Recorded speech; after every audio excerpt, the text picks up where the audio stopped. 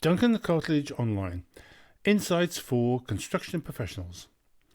Welcome to this latest episode of the Duncan Cartledge Online podcast, the online resource for construction professionals. Duncan Cartledge Online offers more than 9 hours of video presentations available 24/7 for just £7 a month. Remember to subscribe to your usual podcast provider so you don't miss a thing or any updates. And be sure to visit our YouTube channel for additional content. It's great to have you with us again for another episode. And as always, I'm joined by Barney, my red Labrador, who helps keep an eye on things and very occasionally offers some invaluable advice.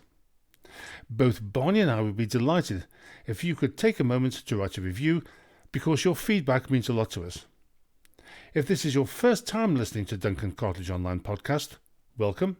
Please remember to subscribe and catch up with our previous episodes. To our existing subscribers, thank you very much for your continued support. Please help us by spreading the word about the podcasts. In this jam-packed episode, Barney and I will be looking at UK construction, State of the Nation 2026 and Mippins in the Air.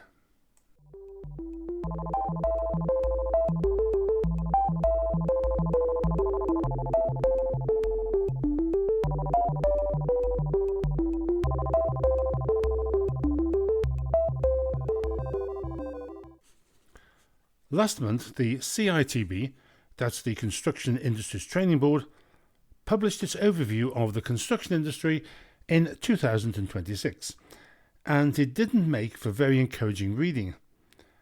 The CITB is, of course, at the sharp end as far as skills and training is concerned. The report didn't pull its punches, describing construction as a sector that has largely remained unchanged for decades. The challenges construction is facing were broken down into the following related areas, and together they tell the story of an industry at the crossroads.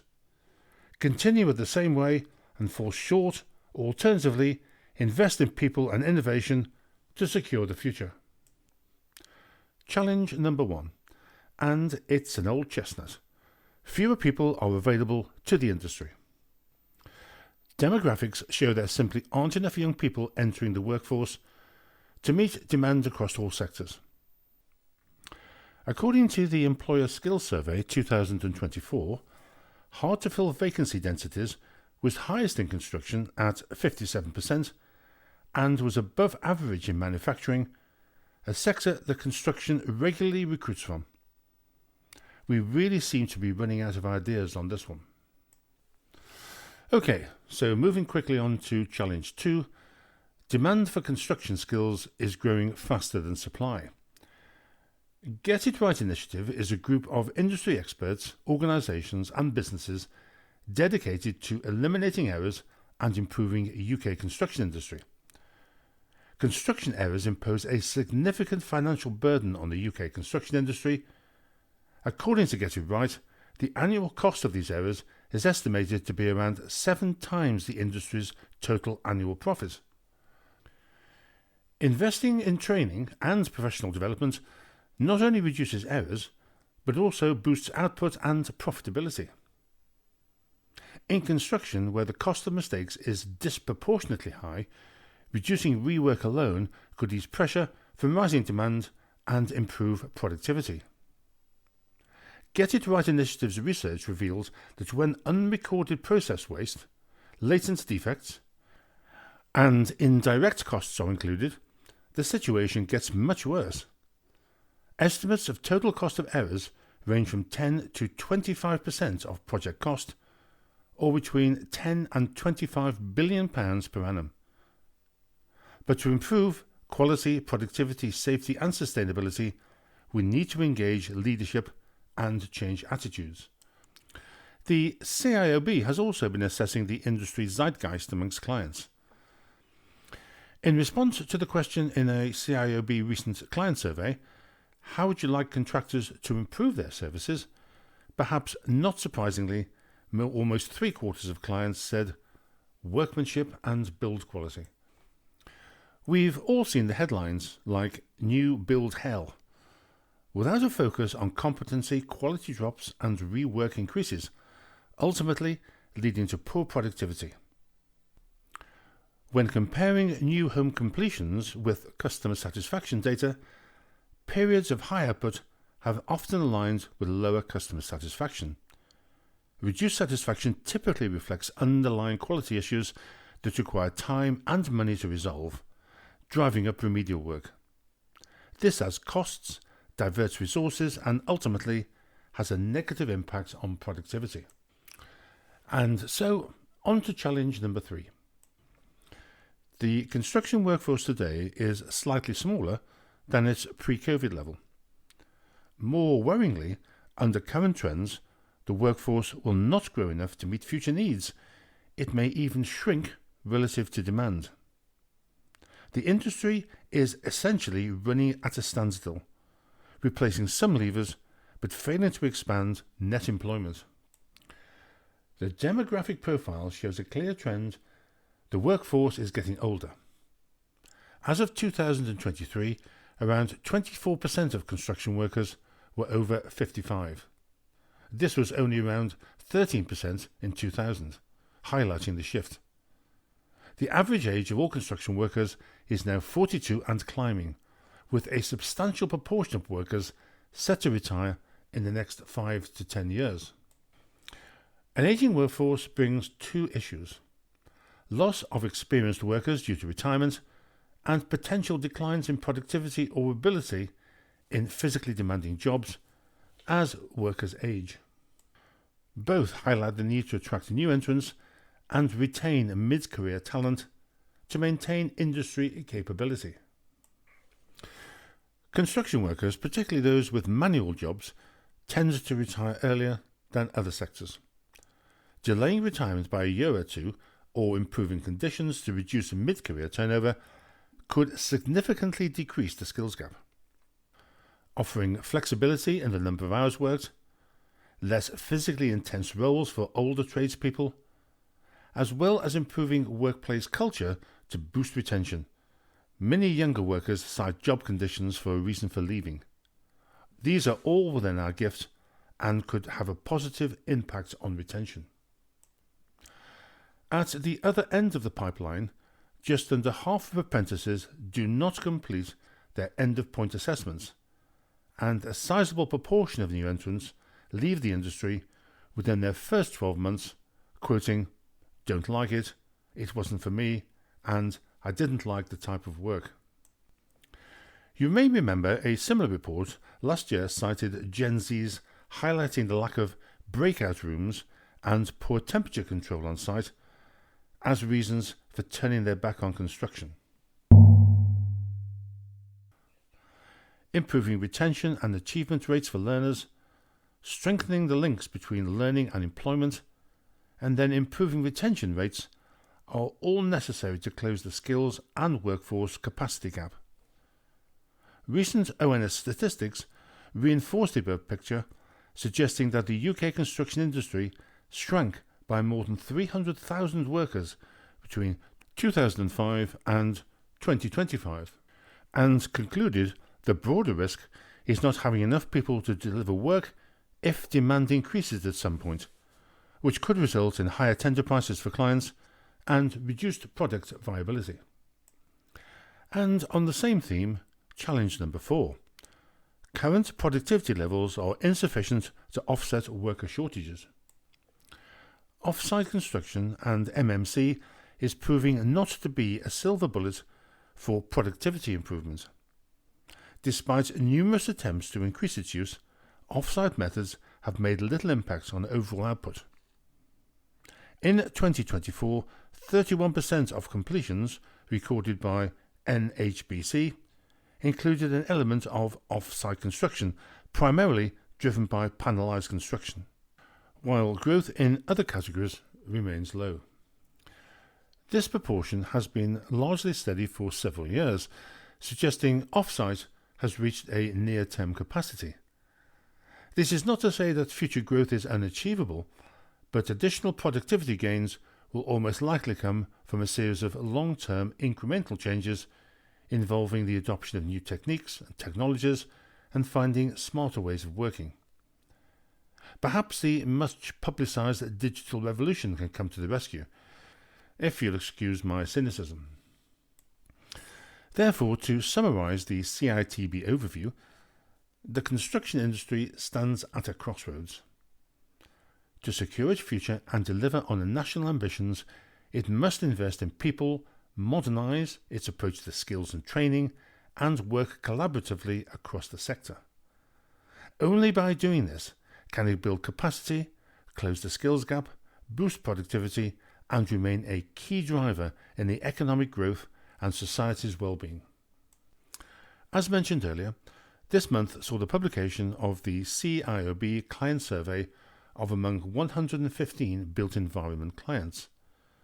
The respondents were a mix of public and private clients, with headcounts between over 1,000 to fewer than 50 employees.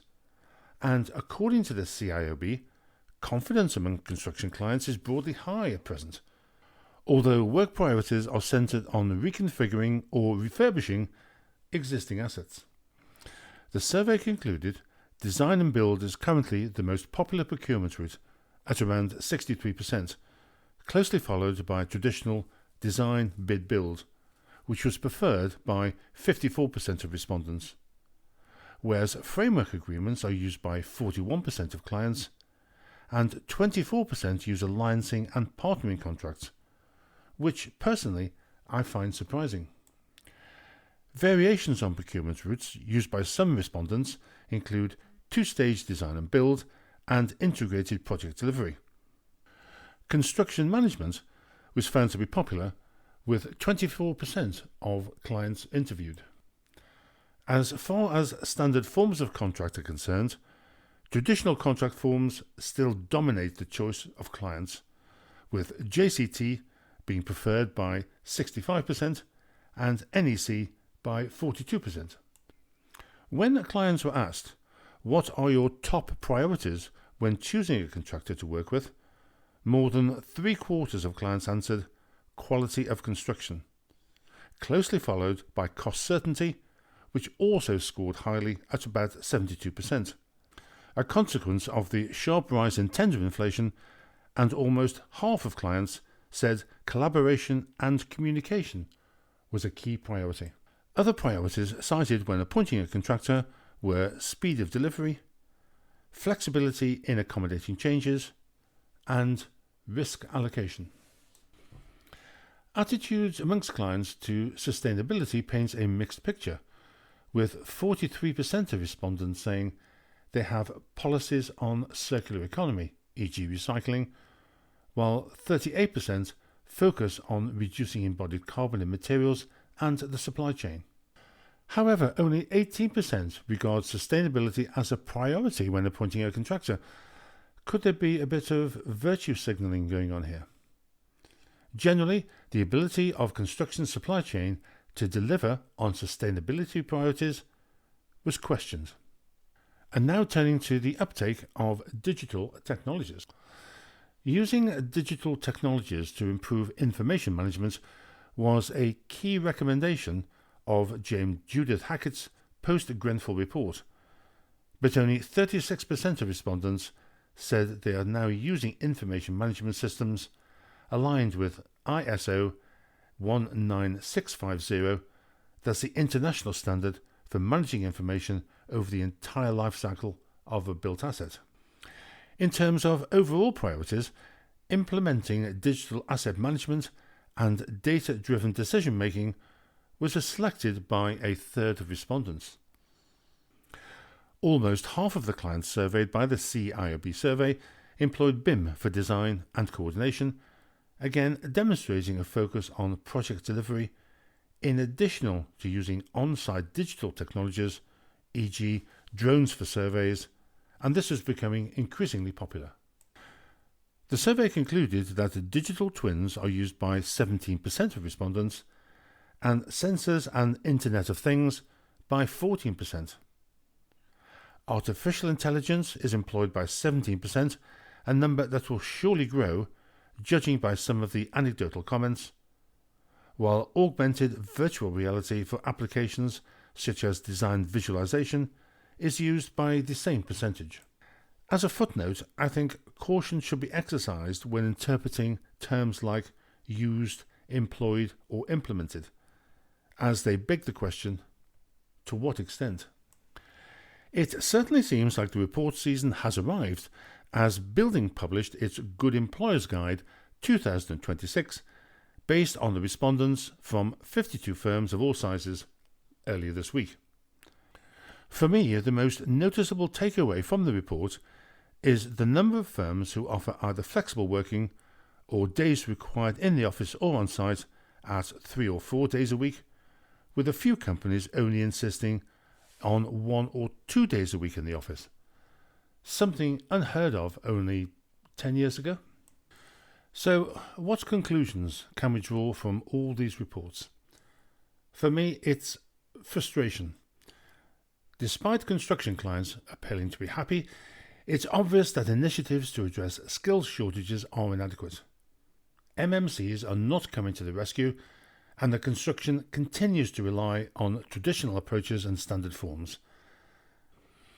And finally, it's MIPIN time again, and I had an email this week telling me that I could not afford to miss MIPIN 2026. Now, for those who don't know what MIPIN is, it's a 4-day real estate fair held every year in March in Cannes in the south of France. Many years ago, when I was working with Cyril Sweet & Partners, I remember ringing their London office and asking to speak to one of their partners, only to be told that he was coming back from MIPIN. In my ignorance, I asked, "Will he be long?" which met with a stony silence. It's claimed that over 20,000 visitors attend MIPIN, which must do wonders for the local hospitality sector, not to mention champagne producers. Then, of course, there's the €2,300 for a delegate pass and return business class fare and accommodation.